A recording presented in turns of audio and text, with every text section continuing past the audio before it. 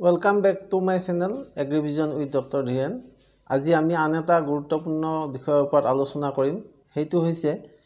যে highly profitable বানানা cultivation. অতি লাভজনক কলৰ খেতি। আহকচোন কলৰ খেতি কিয় অতি লাভজনক আৰু কেনেকৈ কৰিব লাগে সেই বিষয়ে আমি আলোচনা কৰোঁ আৰু জানিবৰ কাৰণে শেষলৈকে ভিডিঅ'টো চাই থাকক। এয়া চাওক, এনেকুৱা যদি কলৰ বাগানত তেনেকুৱা ভৰা থোকেদি কল লাগে তেতিয়াহ'লে ইয়াৰ পৰা আমাৰ ডেফিনেটলি যথেষ্ট প্ৰফিট হ'বই। এতিয়া চাওঁ আমি ইকনমিক পটেনচিয়েল বানানা আৰ্থিকভাৱে কি তাৰ সম্ভাৱনা আছে। Number 1, it is a domestic consumption and commercial use. এই কলটো আমি ঘৰুৱাভাৱে আমি খাবৰ কাৰণে ব্যৱহাৰ কৰিব পাৰোঁ আৰু ব্যৱসায়িক ভিত্তিত আমি ব্যৱহাৰ কৰিব পাৰোঁ। Year round employment and income. আমি কল খেতি কৰিলে তাৰ পৰা গোটেই বছৰটোৰ জোৰা আমাৰ এমপ্লয়মেণ্ট অপৰচুনিটি হ'ব। আমি নিয়োগৰ সুবিধা পাম আৰু ইনকাম আয়ো আমি গোটেই বছৰ জুৰিয়ে পাই থাকোঁ কল খেতিৰ পৰা। সেইটোৱে মেইন সুবিধা আমাৰ কলৰ। তো হাই ইল্ড পটেনচিয়েল, আমি যথেষ্ট উৎপাদন পাব পাৰোঁ কলৰ পৰা। 40 to 60 টন পাৰ হেক্টৰ আমি কলৰ পৰা উৎপাদন পাব পাৰোঁ। ইট ইজ ভেৰি হাই। কোনো ক্ৰপত ইমান হাই উৎপাদন নহয় মানে। চ' আমি যদি ধৰোঁ যে 60 টন হৈছে আমাৰ ইল্ড, তেতিয়াহ'লে এভাৰেজ এতিয়া কলৰ দাম বজাৰত 40 টকা পাৰ কেজি। আমি যদি হোলচেল 30 ৰুপিজ ধৰোঁ, বাকী খৰচা বাদ দি 30 ৰুপিজ ধৰিলে 18 লাখ টকা ইনকাম হৈ আছে আমাৰ প্ৰতি হেক্টৰত এটা ছিজনত। গতিকে এইটো আমি হাই ৰিটাৰ্ণ দিয়ে আমাৰ এই কল খেতিয়ে। So' plays a role in livelihood and nutrition. আৰু এই গোটেই কল খেতিয়ে আমাৰ জীৱন জীৱিকাত সহায় কৰে আৰু আমাৰ স্বাস্থ্য ভালে ৰখাত, নিউট্ৰিশ্যন পোষণ দিয়াত সহায় কৰে। কলত যথেষ্ট পৰিমাণে আমাৰ নিউট্ৰিয়েণ্টবিলাক আছে, আমি সেইটো আলোচনা কৰিম। আৰু সেইকাৰণে এইটো কোৱা হয় যে প'ৰ মেনছ ফ্ৰুট। কলক কয় যে দুখীয়া মানুহৰ ফল, কিন্তু বাট ৰিচ মেন ক্ৰপ, ধনী মানুহৰ খেতি। অৰ্থাৎ এই কল খালে আমি দুখীয়াবিলাকেও যথেষ্ট পৰিপুষ্টি পাব পাৰোঁ আৰু কল খেতি কৰিলে আমি ধনী হৈ যাব পাৰোঁ। ধনী মানুহে কল খেতি কৰিব পাৰে। কল খেতিৰ যোগেদি আমি ধনী হৈ যাব পাৰোঁ। গতিকে দুখীয়া মানুহৰ কাৰণেও ফ্ৰুট আৰু কল খেতিৰ যোগেদি আমি যথেষ্ট ধনী হৈ যাব পাৰোঁ। সেইকাৰণে কৈছে যে banana is a poor man's fruit but rich man's crop. So' আমি চাওঁ আহকচোন বানানাত কলত কি কি নিউট্ৰিশ্যন থাকে, কি কি পোষক দ্ৰব্য থাকে আমাৰ। নাম্বাৰ 1, নিউট্ৰিশ্যনেল কম্পজিশ্যনটো কি কি চাই লওঁ। পাৰ 100 গ্ৰামত আমি কি পাম যে এনাৰ্জি 89 কিলো কেলৰি। যথেষ্ট পৰিমাণে এনাৰ্জি থাকে। সেইকাৰণে কল খালে বল হয় বুলি আমি অসমীয়াত কওঁ যে কল খালে যথেষ্ট পৰিমাণে শক্তি পায়। 89 কিলো কেলৰি প্ৰতি 100 গ্ৰাম কলত পায়। কাৰ্বহাইড্ৰেট পায় 23 গ্ৰাম। প্ৰটিন 1.1 গ্ৰাম। ফেট বহুত কম পৰিমাণে থাকে, 0.3 গ্ৰাম অনলি। গতিকে ফেটি হোৱাৰ চান্স নাথাকে কল খালে। শকত মানুহে আমি ধুনীয়াকৈ কল খাব পাৰোঁ, কোনো চিন্তা নাই। ডায়েটৰী ফাইবাৰ 2.6 গ্ৰাম। গতিকে ফাইবাৰ যথেষ্ট পৰিমাণে আঁহজাতীয় বস্তু থাকে। সেইকাৰণে কল খালে লেট্ৰিনটো খোলোচা হয় আৰু যথেষ্ট পৰিমাণে মানে আমাৰ স্বাস্থ্যৰ কাৰণে ভাল। নেক্সট চাওঁ, ভিটামিন চি আছে 9 গ্ৰাম mg। ভিটামিন চিও পায় আৰু ভিটামিন B6 পায় 0.4 mg। গতিকে ভিটামিন বি আৰু চি দুটাই পায় কলত। তাৰপিছত পায় পটাছিয়াম 350 mg, 58 mg। যথেষ্ট পৰিমাণে পটাছিয়াম থাকে। পটাছিয়ামটো আমাৰ মানুহৰ হাৰ্টৰ হেল্থৰ কাৰণে দৰকাৰ। হাৰ্টৰ হেল্থটো যদি ঠিকে থাকিব লাগে, হাৰ্টটো থাকে, তেতিয়া আমাক খাদ্যত যথেষ্ট পৰিমাণে পটাছিয়াম লাগে আৰু কল খালে আমি যথেষ্ট পৰিমাণে পটাছিয়াম পাওঁ। 358 মিলিগ্ৰাম পাৰ 100 গ্ৰাম কলত আমি পাব পাৰোঁ। আৰু মেগনেছিয়াম পায় 27 mg। মেগনেছিয়ামটো বহুত কম ফল মূলতহে মেগনেছিয়ামটো থাকে। গতিকে এইটো কলত আমাৰ মেগনেছিয়ামো পোৱা যায়। গতিকে হেল্থ বেনিফিটছ কি কি পাম আমি। Number 1, it provides quick energy. যিহেতু আমাৰ যথেষ্ট পৰিমাণে এনাৰ্জি থাকে, কুইক এনাৰ্জি দিব। ফটককৈ এনাৰ্জি পাম, আমি দেহত শক্তি পাম। আৰু সেইটো কাৰণে এইটো গুড আমাৰ এথলেটিক্স এণ্ড ফিল্ড ৱৰ্কাৰ, যিবিলাক খেলা ধূলা কৰা মানুহ, তেওঁলোকৰ কাৰণে কল খোৱাটো খুবেই প্ৰয়োজনীয়। আৰু ফিল্ডত কাম কৰা মানুহ, অৰ্থাৎ কষ্টকৰ কাম কৰা মানুহৰ কাৰণে কল এটা খুবেই প্ৰয়োজনীয়। Number 2, rich in potassium. এইমাত্ৰ ক'লোৱে যে যথেষ্ট পৰিমাণে পটাছিয়াম থাকে। পটাছিয়াম ৰিচ কাৰণে ব্লাড প্ৰেছাৰটো নৰ্মেল ৰাখে আৰু হাৰ্ট হেল্থটো ঠিকে ৰাখে হাৰ্টৰ সমস্যা পৰা আমাক বচাই ৰাখে আৰু ব্লাড প্ৰেছাৰৰ পৰা বচাই ৰাখে সেইকাৰণে দিনৰ এটা কল খালে আমাৰ ব্লাড প্ৰেছাৰৰ পৰা আমি পৰিত্ৰাণ পাব পাৰোঁ এইচ ডাইজেশ্যন কন্টেইন পেক্টিন এইটো কল খালে আমাৰ ডাইজেশ্যনটো সদায় ভাল হয় হজমি শক্তি ভাল হয় কাৰণ ইয়াত কলত যথেষ্ট পৰিমাণে পেক্টিন থাকে নেচাৰেল এন্টাচিড মানে গেষ্ট্ৰিকৰ কাৰণে খুবেই ভাল ইট ৰিলিভছ এচিডিটি এণ্ড আলচাৰ এইটো নেচাৰেল এন্টাচিড এটা আমাৰ যদি কল এটা সদায় খাই থাকোঁ আমি গেষ্ট্ৰিকৰ সমস্যাৰ পৰা ৰক্ষা পৰিম বা যদি আমাৰ আলচাৰৰ প্ৰব্লেম আছে এই আলচাৰৰ প্ৰব্লেমৰ পৰা মুক্ত হ'ব পাৰিম contains serotonin এইটো বহুত important contains serotonin is the precursor of tryptophan আৰু tryptophanটো সদায় মেণ্টেল হেলথৰ কাৰণে দৰকাৰ এণ্ড ষ্ট্ৰেছৰ আমাৰ যি ডিপ্ৰেছন হয় ডিপ্ৰেছনৰ মেইন ঔষধটোৱে হ'ল serotonin অৰ্থাৎ tryptophan থাকে এইটো মেণ্টেল হেলথ ডিপ্ৰেছন যিমানবিলাক সেইকাৰণে এটা যদি কল সদায় আমি খাওঁ আমি কোনো কাৰণতে ডিপ্ৰেছনত নাযাওঁ আজিকালি মানুহৰ যিটো ডিপ্ৰেছনৰ সমস্যা এইটো বৰ ডাঙৰ সমস্যা হৈ আহিছে গতিকে ডিপ্ৰেছনৰ সমস্যাৰ পৰা বাচি থাকিবলৈ মেণ্টেল হেলথটো ঠিকে ৰাখিবলৈ আমি সদায় এটাকৈ কল খাব লাগে কল খালে আমাৰ ডিপ্ৰেছনৰ সমস্যা নহয় আৰু beneficial for kidney and heart health এইটো কলৱে কিডনিৰ কাৰণে খুবেই ভাল আৰু হাৰ্ট হেলথটোৰ কাৰণে ভাল যেহেতু ইয়াত যথেষ্ট পৰিমাণে পটাছিয়াম থাকে suitable for infant and elderly আৰু সৰু ল'ৰা ছোৱালী বা বয়োজ্যেষ্ঠসকলৰ কাৰণে কল খুবেই ভাল যেহেতু ইটো ইজিলি ডাইজেষ্টেবল খুব সোনকালে হজম হয় সহজতে হজম হয় গতিকে সৰু ল'ৰা ছোৱালীক কল খুৱাব লাগে আৰু বয়সীয়াল মানুহকো কল খুৱাব লাগে আমাৰ সেইকাৰণে আগৰ দিনৰ কেঁচুৱাবিলাকৰ সদায় আঠিয়া কল বা ভীমকল খোৱাৰ এটা প্ৰথা আছিলে এতিয়া চাওঁ আহক ক্লাইমেট এণ্ড সইল ৰিকুৱাৰমেণ্ট কেনেকুৱা ধৰণৰ ক্লাইমেটত আমি কল খেতি কৰিব পাৰিম বা কেনেকুৱা ধৰণৰ মাটিত আমি কল খেতি কৰিব পাৰিম আমাৰ অসমৰ মাটি কল খেতিৰ কাৰণে ক্লাইমেট কল খেতিৰ কাৰণে যোগ্য হয় নে নহয় চাই লওঁ আহক টেম্পাৰেচাৰ 25 to 35 ধুনীয়া টেম্পাৰেচাৰ ধুনীয়া তাপমাত্ৰা আমাৰ অসমৰ লগত মিলি যায় rainfall 1000 to 2500 mm per year এটো ৰেইনফলটো ধুনীয়া বৰষুণটো ধুনীয়া আমাৰ লগত মিলিছে অসমৰ বৰষুণৰ পৰিমাণৰ লগত হিউমিডিটি 75 to 85% অৰ্থাৎ জলীয় বাষ্প 75 পৰা 85% বা 85% বায়ুত জলীয় বাষ্প থাকিব লাগে এটো মিলিছে অসমৰ ক্লাইমেটৰ লগত আমাৰ অসমৰ ক্লাইমেটটো হট এণ্ড হিউমিড ধুনীয়াকৈ মিলি আছে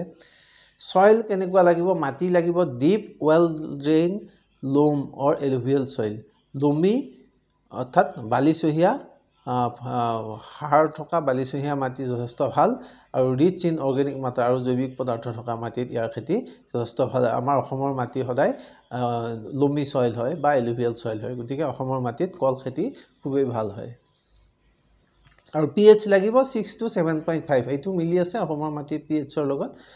অকমান এসিডিক ৰেঞ্জৰ পৰা অসমৰ মাটি নিউট্ৰেল ৰেঞ্জলৈকে থাকে আৰু আমি কল খেতি কৰোঁতে চাব লাগে যে এভয়েড ওয়াটাৰ লেকিং অৰ হেভি ক্লে সয়েল আমি সদায় পানী জমা যাতে আবদ্ধ যাতে নহয় কল খেতি দৰাত হেনেকুৱা মাটি সিলেক্ট কৰিব লাগিব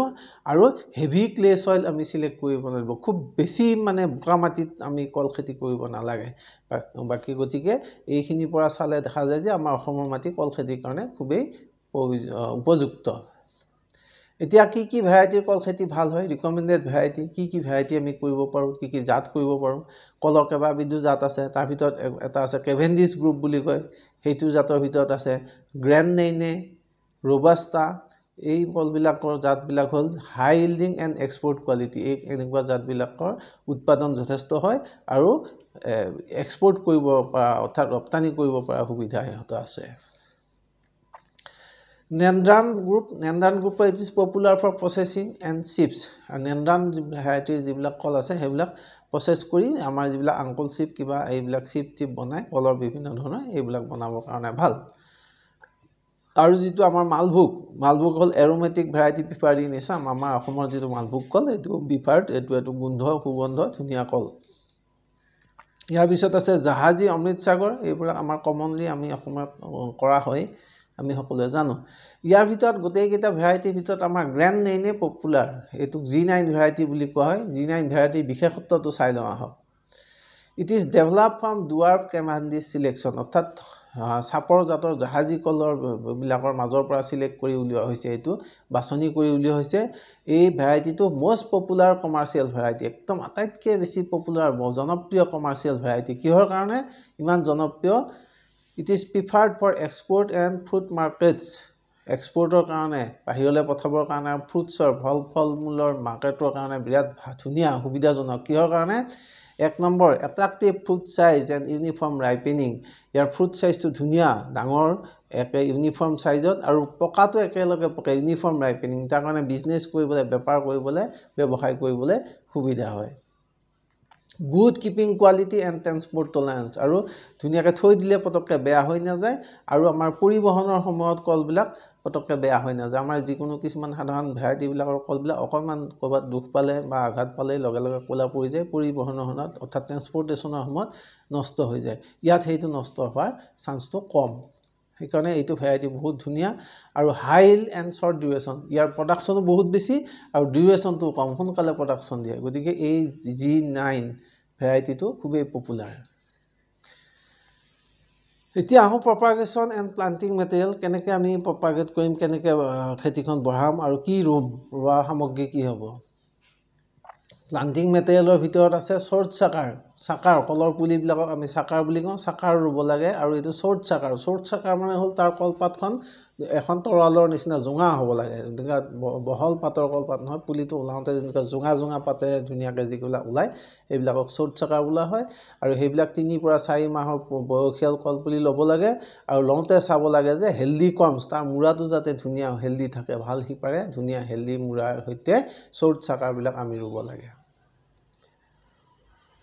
আৰু 2 নম্বৰ হ'ল টিস্যু কালচাৰ প্লান্ট আজিকালি টিস্যু কালচাৰ পুলি পায় এই টিস্যু কালচাৰ পুলিবিলাক আজিকালি বিশেষভাৱে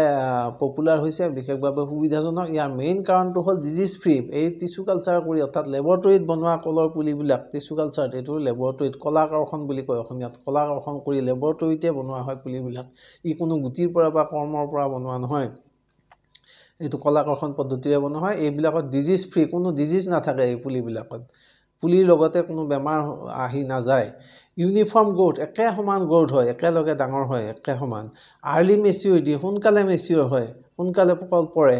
বাম্পাৰ প্ৰডাকশ্যন হয় যথেষ্ট উৎপাদন বেছি হয় এই টিস্যু কালচাৰৰ পুলিৰ পৰা যেতিয়া আমি কল খেতি কৰিম গতিকে যথেষ্ট উৎপাদন বেছি হয় বেমাৰ আজাৰ কম সোনকালে মেচিউৰ হয় একেলগে মেচিউৰ হয় গতিকে ডেফিনেটলি হাই প্ৰফিট ভেৰি হাই প্ৰফিট পাওঁ আমি এই টিস্যু কালচাৰ পুলিৰ পৰা যেতিয়া কল খেতি কৰোঁ এয়া চাওক এইবিলাক টিস্যু কালচাৰ পুলি কি ধুনীয়াকৈ একে নিচিনা ইউনিফৰ্ম সাইজত হৈছে এইবোৰ নাৰ্চাৰীত আজিকালি পায় আমাৰ বিভিন্ন নাৰ্চাৰীত যোগাযোগ কৰিলে টিস্যু কালচাৰ পুলি এভেইলেবল এতিয়া আমাৰ কৃষকসকলে নতুনকৈ কলৰ বাগান যদি পাতে আমি কম যে আপোনালোকে টিস্যু কালচাৰ পুলি ব্যৱহাৰ কৰি কলৰ বাগান কৰক আৰু G9 ভ্যাৰাইটি টিস্যু কালচাৰ পুলি আনি ৰোগ আপোনাৰ বাম্পাৰ প্ৰডাকশ্যন হ'ব যথেষ্ট পৰিমাণে আপুনি আৰ্থিকভাৱে উপকৃত হ'ব আৰু ৰোৱাৰ আগতে চাব লাগিব যে টিট চাকাৰ্ছ উইথ ট্ৰাইকোডাৰ্মা ভিৰিডি আৰু চাকাৰবিলাকক ট্ৰাইকোডাৰ্মা ভিৰিডি আমি ট্ৰিট কৰিব লাগিব শোধন কৰি ল'ব লাগিব ট্ৰাইকোডাৰ্মা ভিৰিডি কি আমি আগৰ লেকচাৰবিলাকতো কৈছোঁ এইটো হ'ল যে এবিধ ফাংগাছ এই ফাংগাছটোৱে বেলেগ ফাংগাছ আহি কলডৰাত আক্ৰমণ কৰাৰ পৰা বাধা দিব বেলেগ ধৰণৰ বেমাৰ যিবিলাক আছে ধৰক আমাৰ উইল্টিং আছে ফিউজিৰিয়াম উইল কিবা উইল এইবিলাক বেমাৰ হ'ব পৰা ই কলডৰাত বচাই থাকিব আমি 5 পৰা 10 গ্ৰাম পাৰ লিটাৰ পানীত মিহলাই সেই মিহলি পানীখিনিত কলৰ ৰাইজুমটো বা কৰ্মটো কিছু সময় জুবুৰিয়াই থৈ পেলাই তাৰপিছত ৰুব লাগিব এয়া চাওক টিস্যু কালচাৰ পুলিৰ পৰা কৰা এখন কলৰ বাগান কি ধুনীয়া লাগিছে এনেকুৱা এখন বাগান আমাৰ ৰিক্ৰিয়েশ্যনেলো হ'ব পাৰে আমি কল খেতি যেতিয়া কৰিম এই বাগানখনত গ'লে আমাৰ মনেই ভাল লাগি যাব প্ৰডাকশ্যন আৰু ইনকামটো আছেই ইয়াত আমাৰ ইকো টুৰিজিম হ'ব পাৰে এনেকুৱা ডাঙৰ কলৰ বাগান থাকিলে তাৰ কাষতে আমি যদি কিছুমান ফাৰ্ম ষ্টে ঘৰ বনাই দিওঁ সেইবিলাকত আহি বাহিৰৰ পৰা দূৰৰ চিটি অঞ্চলৰ পৰা মানুহ আহি ইয়াত থাকি ধুনীয়াকৈ ভাল পাব উপভোগ কৰিব আৰু সেইটো এটা সাইড বিজনেছ হ'ব পাৰে এতিয়া আহোঁ লেণ্ড প্ৰিপাৰেশ্যন এণ্ড প্লান্টিং কেনেকৈ মাটিখিনি বনাম আমি ৰোৱাৰ আগতে কেনেকৈ ৰুম কেনেকৈ মাটি চহ কৰিম best time of planting is October November আটাইতকৈ ভাল অক্টোবৰ নৱেম্বৰ যদিও ফেব্ৰুৱাৰী মাৰ্চ এপ্ৰিলতো ৰোৱা হয় তথাপিও অক্টোবৰ নৱেম্বৰ মাহটোৱে best planting time deep plough and হেৰ' টু মেক ফাইন টিল্থ মাটিখিনি প্ৰথমতে একবাৰ ডিপ প্লাউ কৰিব লাগিব ডিস্ক প্লাউ দি ধুনীয়াকৈ হাল বাই আৰু মৈয়াই একদম মিহিকৈ ধুনীয়াকৈ চাহ কৰি ল'ব লাগিব তাৰপিছত আমি কি কৰিম ডিগ পিটছ গাঁত খান্দিম কল ৰুবৰ কাৰণে পিটবিলাক কিমান চাইজৰ হ'ব 45 চেণ্টিমিটাৰ 45 চেণ্টিমিটাৰ 45 চেণ্টিমিটাৰ চাইজৰ তাৰমানে 45 চেণ্টিমিটাৰ দ 45 চেণ্টিমিটাৰ বহল 45 চেণ্টিমিটাৰ পুতল একোটা গাঁত খান্দিম Fill up the pitch with FYM আৰু এই গাঁতবিলাক আমি ফাৰ্ম ইয়াৰ্ড মেনিয়ৰ বা পচন সাৰ দি পুতিম আৰু এই পচন সাৰটোৰ কি কৰিম আমি এইটো এনৰিচ কৰিব লাগিব আগতে আমি পচন সাৰ এনৰিচৰ কথা আলোচনা কৰিছোঁ তাৰপিছত আমাৰ VD এজস্পাইৰিলাম আৰু PSB ফসফেট চলুলাইজিং বেক্টেৰিয়া এইবোৰ কিনিব পাই এইবোৰ অনুসাৰ এইবোৰ মিলাই ল'ব লাগিব তাৰপিছত আমাৰ VD আমাৰ বেমাৰৰ পৰা ৰক্ষা কৰিব এজস্পাইৰিলাম আৰু PSB এইবিলাক অনুসাৰ এইবোৰ এইখিনি বস্তু মিলাই 1 কেজি মানকে মিলাই আমি ধৰক 10 টনত 1 কেজি মানকে মিলাই এইটো 24 ঘণ্টা ছাত ৰাখিব লাগিব অলপ পানী ছটিয়াই 24 ঘণ্টা ছাত ৰাখি এখন বস্তা ঢাকি ডাঙৰ বস্তা দি ঢাকি ৰাখি থলে ইয়াত এইটো এনৰিচ হৈ যায় মানে এই অনুজীৱবিলাক এই সাৰখিনিত লগত বাঢ়ি যাব ইহঁতৰ যথেষ্ট পৰিমাণে বাঢ়ি যাব হেতুকে এনৰিচ বুলি কয় তেনেকুৱা এনৰিচ কৰা FYM অৰ্থাৎ জৈৱিক সাৰ প্লাস টপ সয়েল মাটি ওপৰৰ মাটি দি গাঁতটো পূৰণ কৰিব গাঁত খান্দোতে যেটো মাটি ওলাতে একেবাৰে তলৰ মাটিটো আমি গাঁতটোত দিব নালাগে তলৰ মাটিটো সাৰ নালাগে প্ৰথম ওপৰৰ মাটিখিনি আমি অকমান সাইড কৰি থৈ ল'ব লাগে সেইখিনি গাঁতটোত দিব লাগিব প্লাস এই সাৰ দিম মাটি দিম প্লাস কি দিম 1/4 অফ দি ৰিকমেন্ডেড ফাৰ্টিলাইজাৰ আৰু আমাৰ যেটো ফাৰ্টিলাইজাৰ দিব লাগিব তাৰ যেটো ৰিকমেন্ড ডোজ আমি পিছত আলোচনা কৰি আছো কিমান ডোজ লাগিব তাৰে 1/4 দি গাঁতকেইটা পূৰণ কৰি ল'ব লাগিব তাৰ পিছত তেনেকুৱা গাঁতত এই কলৰ পুলিবোৰ ৰুব লাগিব এতিয়া কিমান দূৰে দূৰে গাঁত খান্দিম স্পেচিং হল দুৱাৰ ভেৰাইটি যদি হয় সাপৰ জাতৰ কল হয় 1.8 মিটাৰ ইনটু 1.5 মিটাৰ অৰ্থাৎ 1.8 মিটাৰ দূৰে দূৰে আৰু 1.5 মিটাৰ বহলত লাইন বিলাক বনাব লাগিব যদি ওখ ভেৰাইটি হয় 2.8 মিটাৰ ইনটু 2.8 মিটাৰ এটো হল স্পেচিং এতিয়া G9 ভেৰাইটি যেটো কথা কৈ আছো আমি G9 ভেৰাইটিটো এটো ঘনকে ৰুব পাৰি 1.5 মিটাৰ অৰ্থাৎ এটা পুলিৰ পৰা এটা পুলি 1.5 মিটাৰ দূৰত্ব হ'ব এটা গাঁতৰ পৰা এটা গাঁতলৈ 1.5 মিটাৰ হ'ব আৰু এটা শাৰীৰ পৰা এটা শাৰীলৈকে 1.5 মিটাৰ হ'ব গতিকে এনেকুৱা ডিসটেন্সত ৰুলে 1 হেক্টৰ মাটিত আমাৰ 4440 নাম্বাৰস অফ সাকাৰ ধৰিব পুলি ধৰিব এতিয়া প্লান্টিং সিজন কেতিয়া ৰুম এটো কলুৱে আমি অক্টোবৰ নৱেম্বৰ বেষ্ট ফেব্ৰুৱাৰী পৰা এপ্ৰিললৈকে ৰুব পাৰিম use plastic mulch to conserve water and manage এই কলৰ পুলিখিনি ৰোৱাৰ আগতে আমি এখন প্লাষ্টিক মাল্চ আজিকালি যিবিলাক মালচিঙৰ কাৰণে প্লাষ্টিক পায় কিনি আনি যদি লগাই দি লওঁ তাৰ পিছত কলৰ পুলিটো গাতে গাতে কাটি লৈ মাল্চটো পুলিটো ৰুব লাগে তেতিয়াহলে আমাৰ ওয়াটাৰটো পুৰাকে থাকি যাব আৰু উইডৰ সমস্যাৰ পৰা আমি ৰক্ষা পৰিম উইড কন্ট্ৰোলত সুবিধা নহব এনচিওৰ প্ৰপাৰ ড্ৰেনেজ ডিউৰিং মনসুন সিজন আৰু যেতিয়া বাৰিষা কালত পথাৰখনৰ পৰা যাতে পানীটো ওলাই যাব পাৰে তাৰ ব্যৱস্থাটো আমি ৰাখিব লাগিব নলা খান্দি ৰাখিব লাগিব যদি ওয়াটাৰ লগিং হয় পানী জমা হৈ যায় তেতিয়া হলে কলবিলাক মৰি যাব আৰু উৎপাদন ভাল নাপাম এতিয়া এখন নিউট্ৰিয়েন্ট মেনেজমেন্ট কি সাৰ দিম এটো আলোচনা কৰিম আমি এতিয়া হল FYM কিমান লাগিব আমাৰ পচন সাৰ লাগিব 20 ৰ পৰা 25 কুইন্টাল প্ৰতি হেক্টৰ 7.5 বিঘাত 20 ৰ পৰা 25 কুইন্টাল লাগিব ফাৰ্টিলাইজাৰ লাগিব প্ৰতিজোপা কলত কিমান দিম ইউৰিয়া 350 গ্ৰাম DAP 217 গ্ৰাম ইয়াত আমি DAP দিবলৈ ৰিকমেন্ড কৰিছো যেহেতু কলটো দীঘলীয়া দিনৰ ক্ৰপ DAP টো লাহে লাহে কলে পাই থাকিব ইউৰিয়াৰ লগ SSP MOP দিয়াতকৈ আমি DAP দিলে তাৰ ফল বেছি পাম গতিকে DAP 217 গ্ৰাম আৰু MOP 333 গ্ৰাম দিব লাগিব প্ৰতিজোপা কলত শিডিউলটো কলুৱে 1/4 ডোজ এট প্লান্টিং এই কিটা যেটো হিসাব দিলু ইয়াৰ 4 ভাগৰ এক অংশ ৰোৱাৰ সময়ত গাঁতটো ফিল আপ কৰি ল'ব লাগিব বাকি তিনিটা স্প্লিটত দিব লাগিব তিনিবাৰ দিব লাগিব বাকি ৰোৱাখিনি একবাৰ দিম আমি 60 দিনৰ পিছত ৰোৱাৰ 60 দিন পিছত আৰু এবাৰ দিম 90 দিনৰ পিছত আৰু এবাৰ দিম 120 দিনৰ পিছত ইম্পৰ্টেন্ট আমাৰ কথা হল যে কি ব্যালেন্স নিউট্ৰিয়েন্ট এপ্লিকেশন তো সদায় ব্যালেন্স হ'ব লাগে ভাৰসাম্য থকাকৈ দিব লাগে এবিধ নিউট্ৰিয়েণ্ট বেছিকৈ দিলোঁ এবিধ কম দিলোঁ তেনেকুৱা নহয় হিচাপত দিব লাগিব যেনেকুৱা আমি হিচাপখিনি উলিয়াইছোঁ আৰু সেই হিচাপটো হ'ব বেজ অন সইল টেষ্টিং মাটিৰ পৰীক্ষা কৰি তাৰ ওপৰত পৰা ৰিপৰ্ট মতে যদি আমি ইউৰিয়া DAP MOP এইবিলাক দিওঁ তেতিয়াহ'লে ৰিজাল্টটো খুব ভাল পাম আৰু এইটোৱে আমাক হাই ইল্ড দিব যথেষ্ট উৎপাদন দিব আৰু কোৱালিটি ফ্ৰুট দিব আৰু যি উৎপাদন ফল হ'ব সেইবিলাকো কোৱালিটি হ'ব গুণগত মানসম্পন্ন হ'ব ইৰিগেশ্যন এণ্ড ইণ্টাৰকালচাৰ অপাৰেশ্যন কেতিয়া ইৰিগেশ্যন কৰিম আমি মেইনটেইন ফিল্ড হাইজিন ফিল্ডখন চাফ চিকুণকৈ কৰি ৰাখিবই লাগিব বেমাৰ আজাৰৰ পৰা মুক্ত কৰি ৰাখিবৰ কাৰণে regular irrigation at 10 days interval মানে যিকেইদিন বৰষুণ নোহোৱা যি মাহকেইটা সেই মাহকেইটাত 10 দিনৰ ইণ্টাৰভেলত আমি পানী যোগান দিব লাগিব drip irrigation is most effective efficient আজিকালি ডিপ ইৰিগেশ্যন হ'ল টোপাল জনসিঞ্চন টোপটোপকৈ যিটো দিয়া ব্যৱস্থা ডিপ ইৰিগেশ্যন এইটো বহুত ধুনীয়া হয় এইটো কৰিলে আমাৰ খৰচাও কমে আৰু উৎপাদন যথেষ্ট বাঢ়ি যায় প্ৰতিজোপা কলতে যেহেতু টোপটোপকৈ পানী পাই থাকিব আৰু ফাৰ্টিলাইজেশ্যন উইথ ইৰিগেশ্যন আৰু ডিপ ইৰিগেশ্যনৰ লগতে আমি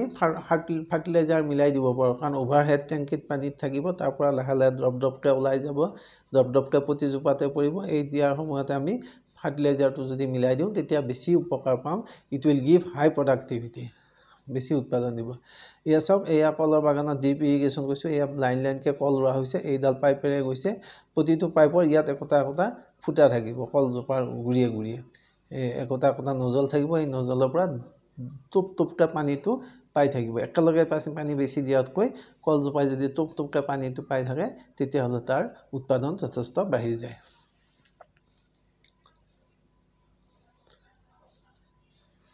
Keep only one follower sucker per mother plant. এইটো কথা আমি চাব লাগে যে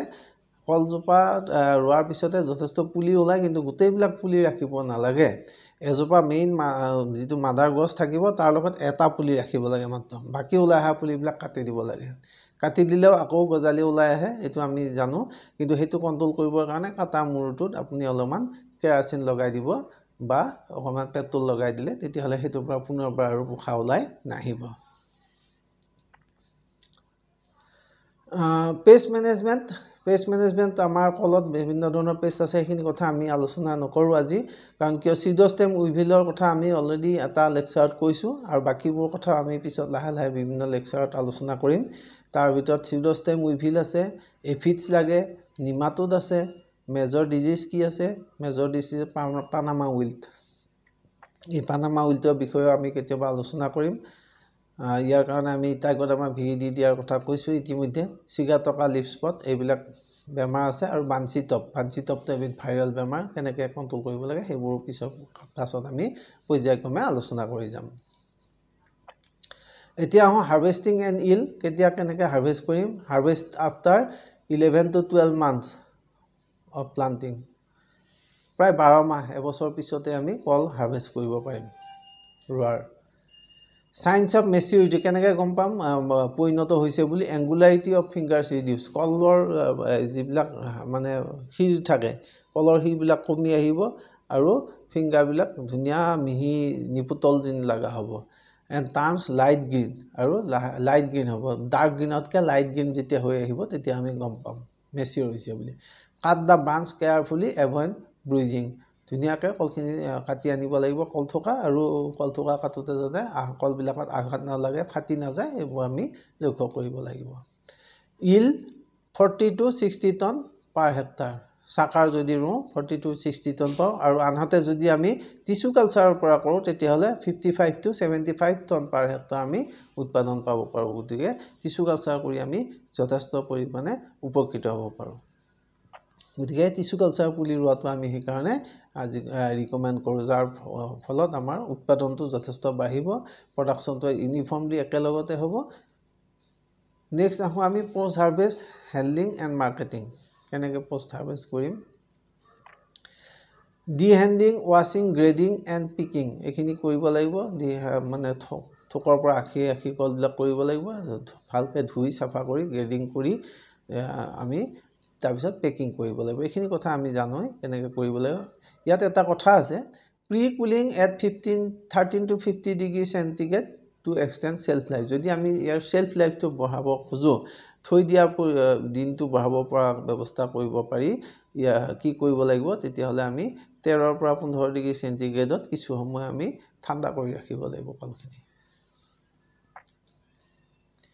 ৰাইপেনিং ইন ইথিলিন চেম্বাৰ আমি কলখিনি পকাওঁতে সদায় ইথিলিন চেম্বাৰত ৰাইপেন কৰিব লাগে